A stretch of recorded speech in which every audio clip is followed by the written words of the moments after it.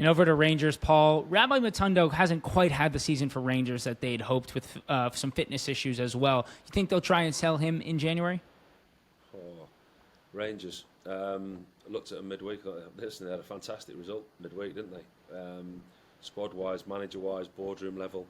You look, Patrick Stewart, the CEO, starting on the 16th of December, the day after the cup final against Celtic.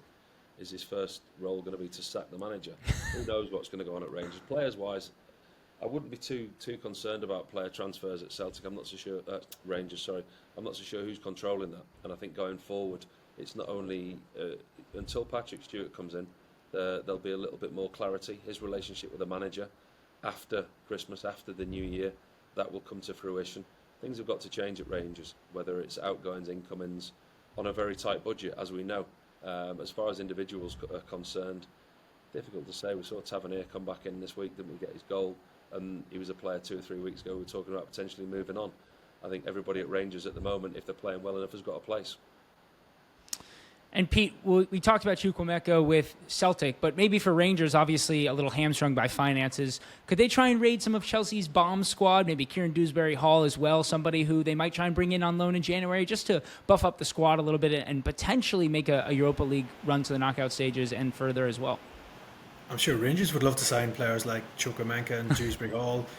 Whether they can do it, I've got big question marks over that. Obviously, there's still a huge club and a huge pull for players, and can offer European football, it seems, with Rangers doing quite well in the Europa League. I just think financially, it would be very hard to do for Rangers to try and lure those players away from Chelsea. As I said, if those two players are available for transfer in this upcoming transfer window, I think there'll be a lot of clubs within the Premier League who would be interested in signing Kieran Dewsbury-Hall and Carney Chukwuemeka as well. So I think Rangers would have their work cut out to try and lure both of those players north of the border up to Scotland as well. And financially, it would take a lot of help from Chelsea for any deal to potentially happen.